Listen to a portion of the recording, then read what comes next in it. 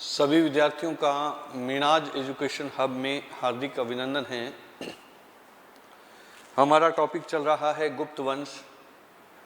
गुप्त वंश में हमने जो है श्री गुप्त से लेकर के चंद्रगुप्त द्वितीय तक के शासक के बारे में देखा।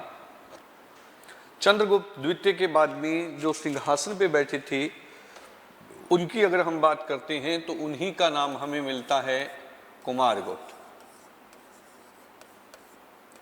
कुमार गुप्त प्रथम।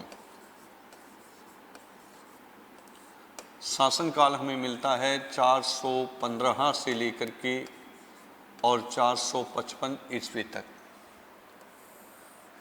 कुमार गुप्त के हमें कुछ अन्य नाम भी जो है वो हम प्राप्त होते हैं इनकी, यानी कि हम ये कह सकते हैं कि इनकी हमें जो है उपाधियां जो है वो प्राप्त होती हैं। उपाधियों की अगर हम बात करते हैं तो हमें उपाधि मिलती है श्री महेंद्र, अश्व महेंद्र, अश्व महेंद्र और महेंद्रादित्य। ये अगर हमसे नाम पूछे जाएं तो हमें पता होना चाहिए ये उपाधियां जो है वो किसकी मिलती हैं। तो हम कहेंगे कि ये कुमार गुप्त प्रथम की उपाधि जो है वो हमें प्राप्त होती है। इसको भी गढ़वा के अभिलेख में चंद्रगुप्त द्वितीय की तरह जो गढ़वा का हम कहें कि अभिलेख मिलता है, इस गढ़वा के अभिलेख में इसको भी परम भागवत कहा गया था। यानी कि इन्होंने भी अपने आप को कौन सी उपाधि दी थी? परम भागवत।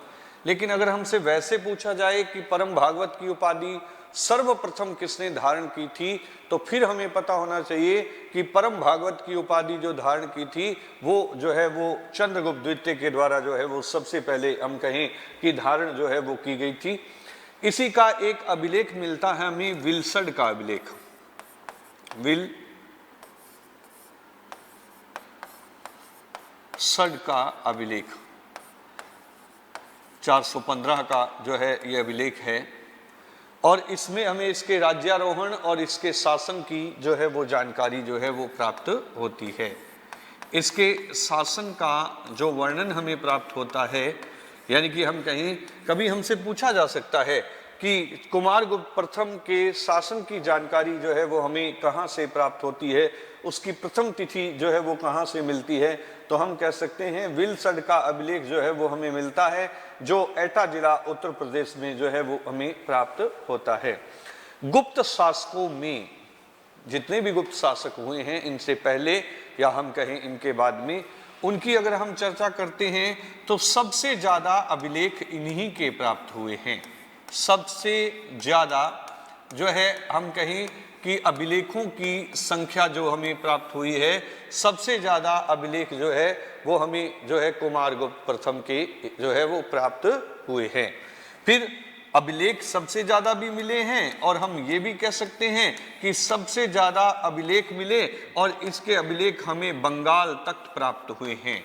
गुप्तों का कोई पहला शासक, गुप्तों का कोई जो है हम कहें कि पहला शासक था जिसके अभिलेख हमें बंगाल से प्राप्त हुए हैं, तो भी हम कह सकते हैं कि बंगाल से इसके अभिलेख जो है वो हमें प्राप्त हुए हैं और ये भी हमें जो है वो जानकारी जो है वो प्राप्त होती है। अब हमसे इनका कोई नाम पूछा जा सकता है, श्री महेंद्र, अश्व महेंद्र, महेंद्रादित्य, और हम कहें कि परम भागवत की उपाधि इसकी गढ़वा के अभिलेख में चंद्रगुप्त द्वितीय की भांति दी गई। किस अभिलेख से हमें इसके शासन की प्रथम तिथि प्राप्त होती है, तो हम ये भी कह सकते हैं कि इसकी प्रथम तिथि जो है वो हमें विल्सड के अभिलेख से मिलती है। सबसे ज्यादा अभिलेख इसी ने लिखवाए थे और हम कहें इसके अभिलेख हमें बंगाल तक जो है वो प्राप्त हुए थे और सबसे ज्यादा गुप्तों में जो है वो 40 साल तक शासन किया था। 40 साल तक शासन करने वाले भी जो हमें व्यक्ति मिलते हैं वो भी कौन हैं, तो उनकी भी अगर हम चर्चा करते हैं तो वो भी हमें जो है वो कुमार गुप्त प्रथम जो है वो प्राप्त होते हैं। फिर ये भी कह सकते हैं एक मंदसौर प्रशस्ति मिलती है। मंदसौर प्रशस्ति, मंदसौर प्रशस्ति की अगर हम बात करते हैं तो ये वत्स भट्टी के द्वारा लिखी गई थी। वत्स भट्टी के द्वारा जो है वो रचित प्रशस्ति है, जो लगभग 473 ईस्वी के अंदर जो है वो लिखी गई थी। मंदसौर प्रशस्ति का सीधा सीधा हमसे पूछ सकते हैं कि किसने लिखी थी, तो वत्स भट्टी के द्वारा जो है वो हम कहें कि जो है वो ये जो है हमें मिलती है। यद्यपि यह अभिलेख हम कहें कुमारगुप्त द्वितीय के समय में लिखा गया था, 473 में। समय देख लो, 473 का हो गया यहाँ पे, लेकिन फिर भी हमें इसमें जानकारी जो मिलती है वो कुमारगुप्त प्रथम के बारे में काफी कुछ जानकारी मिलती है। कुमारगुप्त प्रथम की जो है वो हम कहें कि जानकारियां जो है वो हमें यहाँ से जो है वो प्राप्त होती हैं। कुमारगुप्त प्रथम ने भी जो है वो सिक्के जारी किए थे। इनके द्वारा भी सिक्के जो है वो हम कहें कि जारी किए गए थे। और इन सिक्कों की अगर हम बात करें, जो इसने मुद्रा जारी की थी, जो इनके द्वारा जो है वो हम कहें कि सिक्के जारी किए गए थे, इनकी अगर हम चर्चा करते हैं तो इन सिक्कों की अगर हम बात करें तो इन सिक्कों पे इन्होंने गरुड़ का निशान हटा दिया था, क्योंकि गरुड़ जो है वो गुप्तों का राज्य चिन्ह होता था। ये गुप्तों का राज्य चिन्ह है, जिसके निशान को जो है सिक्कों से हम कहें कि हटा दिया गया था। और हटा करके इन्होंने यहाँ पे नया निशान अंकित करवाया था, वो मोर का निशान था। कौन सा निशान अंकित करवा दिया था? तो मोर का निशान जो है वो हम कहें कि अंकित करवा दिया था। तो इतिहास में ये भी माना जाता है कि इन्होंने जो है वैष्णव धर्म के साथ साथ में एक नए धर्म को संरक्षण दिया था, और वो कौन सा धर्म था? शैव धर्म। क्योंकि मोर जो है उसकी अगर हम चर्चा करते हैं तो भगवान शिव के पुत्र कार्तिकेय का वाहन माना जाता है। भगवान शिव के पुत्र कार्तिकेय का जो है ये हम कहें कि वाहन माना जाता है। इसके बाद इन्होंने खड्ग निहंता या हम कहें गजारूढ़ जैसे सिक्के जो है वो हम कहें कि इन्होंने जारी किए थे। लेकिन जो खड्ग निहंता सिक्का है, जो खड्ग निहंता सिक्का है, इसमें कुमारगुप्त को एक गैंडे को मारते हुए दिखाया गया है। गैंडे का जो है वो हम कहें कि शिकार करते हुए, गैंडे को मारते हुए जो है वो दिखाया गया है। वो अगर हम कहें कि किस को दिखाया गया है तो उसकी अगर हम बात करते हैं तो वो भी हमें जो है वो कुमारगुप्त प्रथम जो है वो प्राप्त होता है। इसके सिक्कों से ही पता लगता है, इनके सिक्कों से ही पता लगता है कि इसके द्वारा जो है अश्वमेध यज्ञ किया गया था। अश्वमेध यज्ञ जो है वो इनके द्वारा किया गया था। गुप्तों में दो राजा हमें ऐसे मिलते हैं जिन्होंने अश्वमेध यज्ञ किया था। एक तो हमें मिलता है समुद्रगुप्त, उनका भी हमें सिक्कों से ही पता लगता है कि उन्होंने अश्वमेध यज्ञ किया था। और इनके सिक्कों से भी हमें पता लगता है कि इन लोगों ने भी अश्वमेध यज्ञ का संपादन जो है वो किया था। कुमारगुप्त प्रथम के काल में अगर हम कहें, जब गुप्तों का समय जो है वो चल रहा था, तो एक विश्वविद्यालय बना दिया गया था जिसका नाम था नालंदा विश्वविद्यालय। नालंदा विश्वविद्यालय की जो है वो हम कहें कि संस्थापना किस काल में हुई थी? तो हम कहें गुप्त काल में। और गुप्तों के भी किस राजा के काल में हुई थी? तो गुप्त काल के जो राजा थे उसका नाम कुमारगुप्त जो है वो मिलता है। ऐसा किस व्यक्ति ने कहा था? तो एक व्यक्ति मिलते हैं जिसका नाम है हेनसांग, एक चीनी यात्री थे। जैसे फायान आया था वैसे ही हर्षवर्धन के काल में भारत में एक चीनी यात्री आ गया था जिसका नाम हमें जो है वो हम कहें कि हेनसांग जो है वो प्राप्त होता है। और हेनसांग जो है वो लिखते हैं अपने ग्रंथ सी यू की में, सी यू की उनका जो है वो ग्रंथ है। और इस ग्रंथ में लिखा गया कि नालंदा विश्वविद्यालय की संस्थापना जो है वो एक व्यक्ति ने की थी, और वो व्यक्ति कोई और नहीं था, उसका नाम शक्रादित्य था। हालांकि इन्होंने कहीं कुमारगुप्त नहीं लिखा है, इन्होंने लिखा है शक्रादित्य। लेकिन हम जब इतिहास में देखते हैं तो शक्रादित्य भी कुमारगुप्त प्रथम की जो है वो हम कहें कि उपाधि थी। कुमारगुप्त प्रथम की जो है वो हम कहें कि ये जो है उपाधि थी शक्रादित्य, जिससे ये बात प्रमाणित होती है कि कुमारगुप्त प्रथम के द्वारा ही जो है नालंदा विश्वविद्यालय की जो है वो संस्थापना की गई थी। ये तथ्य हमें यहाँ से जो है वो उपलब्ध हो जाते हैं। नालंदा के बारे में अगर हम और बात करते हैं,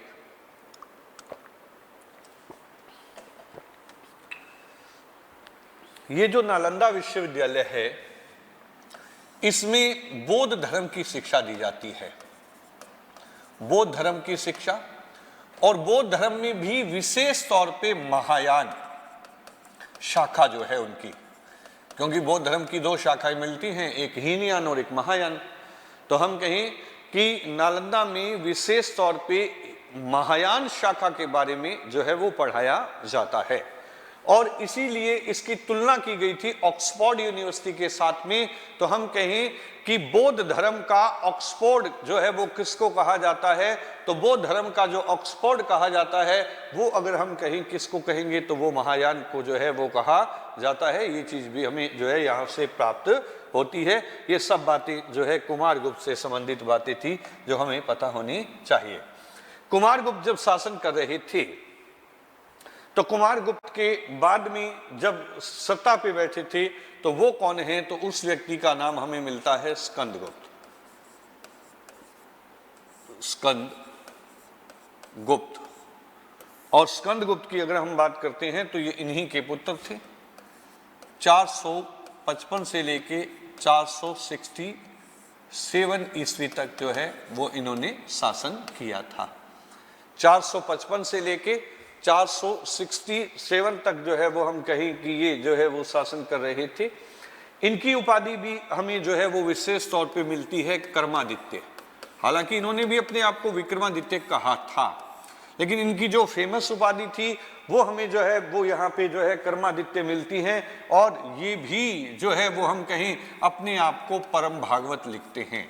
इनकी उपाधि भी परम भागवत थी, और ये वैष्णव धर्म में आस्था रखते थे। वैष्णव जो है वो हम कहें कि धर्म में जो है इनकी जो है वो आस्था थी, ये जो है हमें प्राप्त होता है।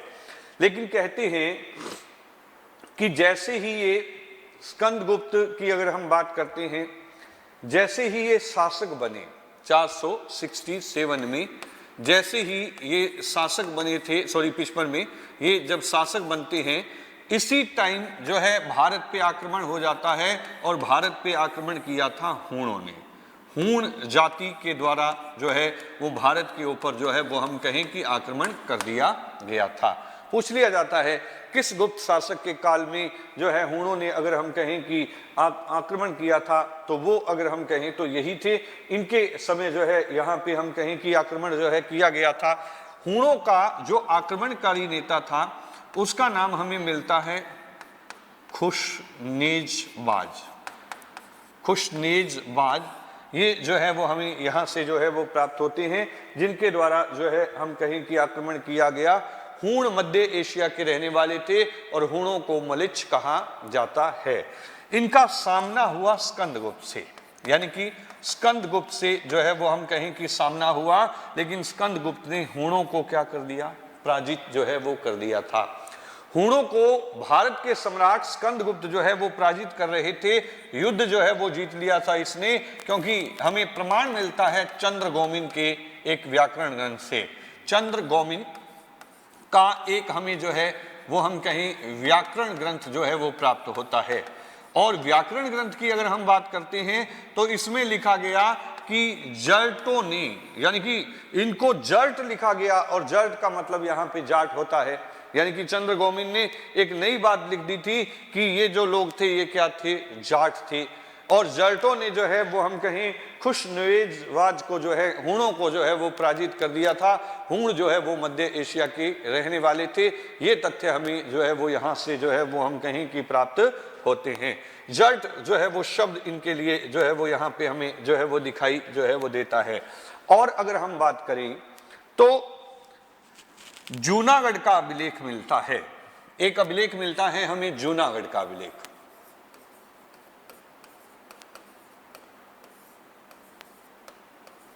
जूनागढ़ के अभिलेख से वर्णन मिलता है कि जो कभी मौर्यों के काल में एक झील बन गई थी जिसका नाम था सुदर्शन झील,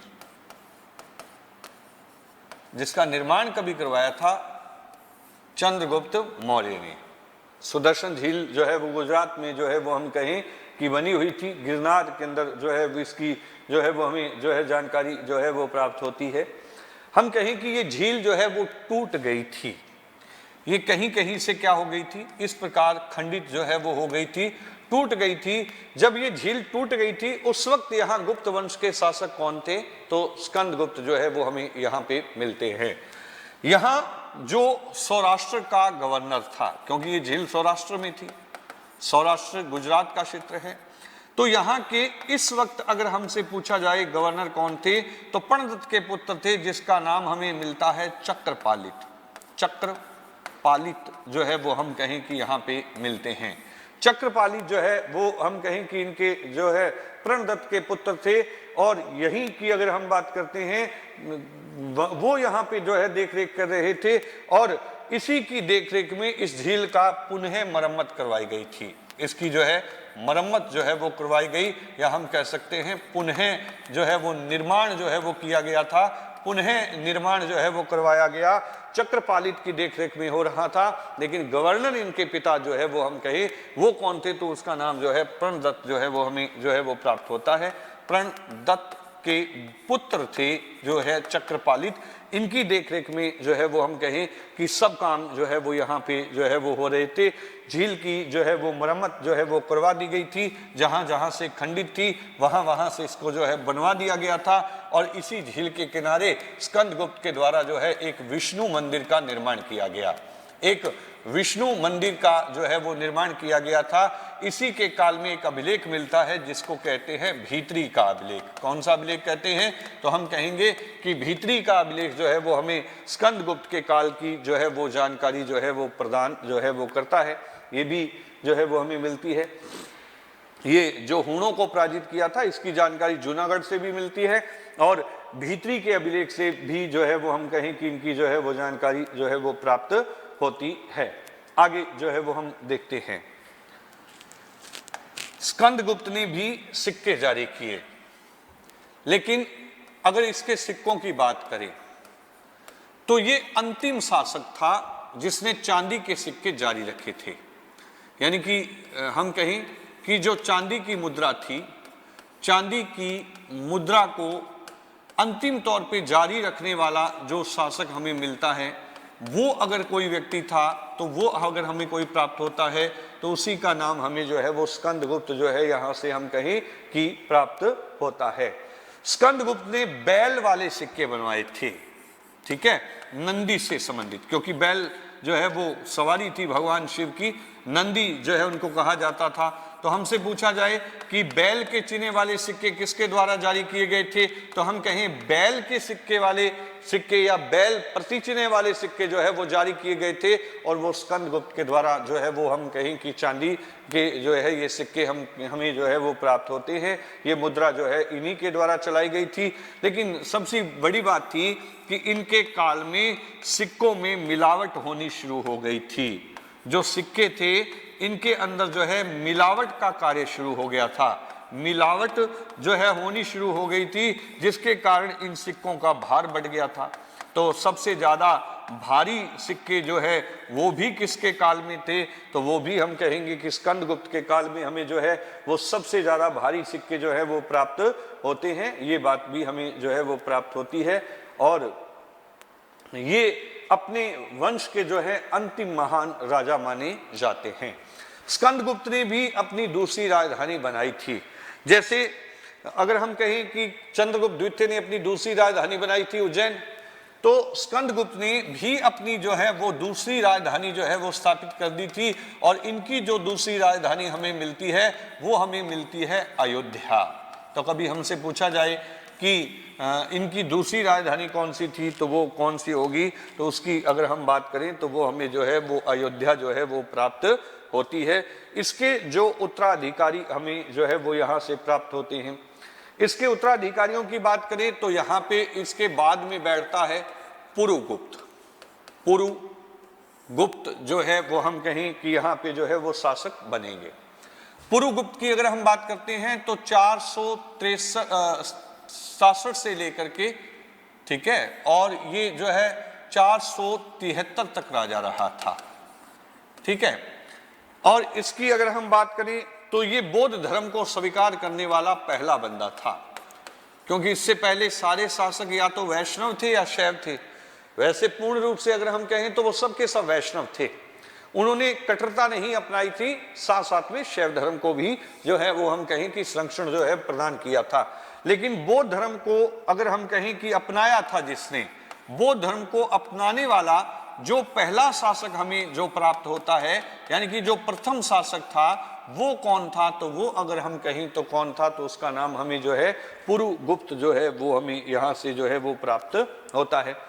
पुरुगुप्त की और बात भी लिख सकते हैं कि सर्वाधिक आयु में राजा बना था, यानी कि वृद्ध हो गए थे। वृद्ध अवस्था में सर्वाधिक आयु में शासक बनने वाले भी जो व्यक्ति थे वो भी कौन थे, तो वो भी हमें जो है वो पुरुगुप्त यहाँ से जो है वो हम कहें कि प्राप्त होता है। पुरुगुप्त जो है वो वृद्धावस्था में जाके यहाँ पे जो है वो हम कहें कि शासक जो है वो यहाँ पे बन गए थे। ये तथ्य हमें जो है वो प्राप्त होते हैं। इसके बाद अगर शासक बैठा तो उसका नाम हमें मिलता है कुमारगुप्त द्वितीय। कुमारगुप्त द्वितीय। कुमारगुप्त द्वितीय की अगर हम शासनकाल की बात करते हैं तो ये 473 से लेकर के और 476 तक जो है वो राजा रहा था, थोड़े से समय तक। कुछ किताबें लिखती हैं कि अपने वंश का अंतिम महान शासक यही था। अपने वंश का अंतिम महान शासक अगर कोई था तो वो कौन था, तो वो हमें यहाँ पे कौन मिलता है, कुमारगुप्त जो है वो आगे जो है वो प्राप्त होता है। इसके बाद में हमें मिलते हैं बुद्धगुप्त। बुद्धगुप्त बुद्धगुप्त की अगर हम बात करते हैं तो बुद्धगुप्त ने शासन किया था 476 से, क्योंकि वो 3 साल रहा था 73 से लेके और 76 तक, तो ये रहेगा 494 तक। 400 जो है वो 94 ईस्वी तक जो है वो हम कहें कि अब ये जो है वो राजा यहाँ पे हमें जो है वो प्राप्त होता है। ये तथ्य हमें जो है वो यहाँ जो है वो प्राप्त होते हैं। और इसकी अगर हम बात करते हैं तो अब जो राजा यहाँ पे बन जाएगा वो कौन है, तो वो यहाँ पे बुद्धगुप्त जो है वो प्राप्त होता है। बुद्धगुप्त की अगर हम बात करें तो ये भी बौद्ध धर्म को मानता था। किस धर्म को ये मानता था, तो अगर हम कहें वो बंदा कौन था, तो वो हमें जो है वो बुद्धगुप्त ही मिलता है। इसने भी बौद्ध धर्म को जो है अंगीकार जो है वो किया था। इसके बाद मगध साम्राज्य का या गुप्त साम्राज्य का विभाजन हो गया था। इसके बाद विभाजन हो गया तो यहाँ पे हमें एक व्यक्ति मिलेगा जिसका नाम हमें मिलता है नरसिंह बालादित्य। नरसिंह बालादित्य, ठीक है। ये मगध के क्षेत्र पे शासन कर रहे थे। मगध के क्षेत्र पे जो है इनका जो है वो शासन हमें जो है वो मिलता है। और इधर दूसरा अगर हम कहें कि यहाँ जब विभाजन हो गया था तो यहाँ तो आ गया था जिसका नाम हमें जो है नरसिंह बालादित्य जो है वो प्राप्त होता है। लेकिन इसके बाद जो मालवा का क्षेत्र था, जहाँ एमपी वाला क्षेत्र जिसको हम कहते हैं, तो यहाँ कौन आ गया था, तो उसी का नाम हमें मिलता है भानुगुप्त। भानुगुप्त जो है वो मालवा के अंदर जो है वो हमें यहाँ पे जो है वो दिखाई देते हैं। नरसिंह बालादित्य जब शासन कर रहे थे तो एक ग्रंथ हमें मिलता है आर्य मंजूश्री मूल कल्प। आर्य मंजूश्री मूल कल्प जो है वो हम कहें कि यहाँ पे जो है वो हमें दिखता है, एक जो है वंश जो है वो यहाँ पे जो है दिखाई देता है। इस ग्रंथ के अनुसार हूणों के शासक थे जिसका नाम हमें मिलता है मिहिर कुल। मिहिर कुल, इसने जो है आक्रमण किया। इसने आक्रमण किया नरसिंह बालादित्य पर, और नरसिंह बालादित्य ने जो है हम कहें कि इसको जो है क्या कर दिया, पराजित कर दिया। और पराजित करके इसको बंदी बना लिया गया। लेकिन अपनी माता के कहने पर जो है वो हम कहें कि मिहिर कुल को इसने बंधन मुक्त जो है वो कर दिया था। ये बात भी हमें मिलती है। और ये भी बौद्ध धर्म को मानते थे। ये भी किस धर्म को मानता था। अब ये लोग यहाँ से जो है बौद्ध धर्म की तरफ जो है वो हम कहें कि अग्रसर जो है वो हो गए थे। इनको जो है पराजित जो है वो कर दिया गया था। नरसिंह बालादित्य ने जो है वो हम कहें मिहिर कुल को पराजित किया था। इसकी जानकारी आर्य मंजूश्री मूल कल्प और हेनसांग के वर्णन से जो है वो हमें प्राप्त होती है। यहाँ जो है वो हम कहें कि अब जो है वो शासन कर रहा था। इधर मालवा की अगर हम बात करते हैं तो इधर जो है जो शासन कर रहे थे उसका नाम हमें जो है वो भानुगुप्त जो है वो मिलता है। भानुगुप्त की बात करें तो इस पे भी हूणों के द्वारा जो है आक्रमण किया गया था, हूणों के द्वारा यहां भी आक्रमण किया गया। तो भानुगुप्त यहां से अपना सेनापति भेजते हैं जिसका नाम था गोपराज। क्या नाम मिलता है? तो वो हम कहें कि गोपराज जो है वो हमें यहां से जो है वो प्राप्त होता है। गोपराज को यहां जो है वो भेजा गया था, लेकिन गोपराज इन हूणों के साथ में लड़ता हुआ मारा गया। इन हूणों के साथ में लड़ता हुआ जो है गोपराज जो है वो हम कहें कि मारा गया, और इसकी पत्नी जो है वो क्या हो गई थी? सती हो गई थी। इसकी पत्नी सती हो गई थी। इसका वर्णन जो है वो एरन के अभिलेख में मिलता है। एरन के अभिलेख में जो है वर्णन मिलता है, ये लिखित जानकारी जो है वो प्राप्त होती है कि सती प्रथा जो है गुप्त काल में विद्यमान थी। ये एरन के अभिलेख से 510 ईस्वी का अभिलेख है, लेकिन किस राजा के काल में लिखा गया था? तो हम कह सकते हैं भानुगुप्त के शासन काल में हमें एरन का जो है वो हम कहें कि अभिलेख मिलता है, जिसकी हमें जो है वो जानकारी मिलती है।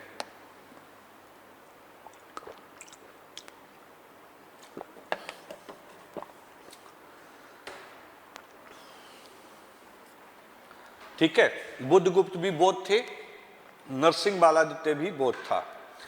अब जब नरसिंह बालादित्य थे तो आर्य मंजुश्री मूलकर्प और हेमशांग, इनके अनुसार आक्रमण किया किसने? मिहिर कुल ने। लेकिन मिहिर कुल को जो है पराजित कर दिया गया और उसको जो है बंदी बना लिया गया। लेकिन फिर नरसिंह बालादित्य ने अपनी ही माता के कहने पर इनको जो है वो छोड़ दिया था। ये शैव धर्म को मानते थे। इधर जब भानुगुप्त था, भानुगुप्त को जो है हम कहें कि महान सम्राट कहा गया है, महान जो है विजेता कहा गया है। इसने जो युद्ध लड़ा था इसको स्वतंत्रता संग्राम कहा जाता है, लिबरेशन ऑफ वार के नाम से जो है संबोधित करते हैं। लेकिन भानुगुप्त ने अपने सेनापति को भेजा था जिसका नाम क्या था? गोपराज। और गोपराज जो है वो यहाँ पे लड़ते हुए हम कहें कि जो है वो मारे गए थे। और जब गोपराज यहाँ पे लड़ता हुआ मारा गया तो उसकी पत्नी क्या हो गई? सती हो गई। इस सती होने का प्रमाण हमें कहां से मिला?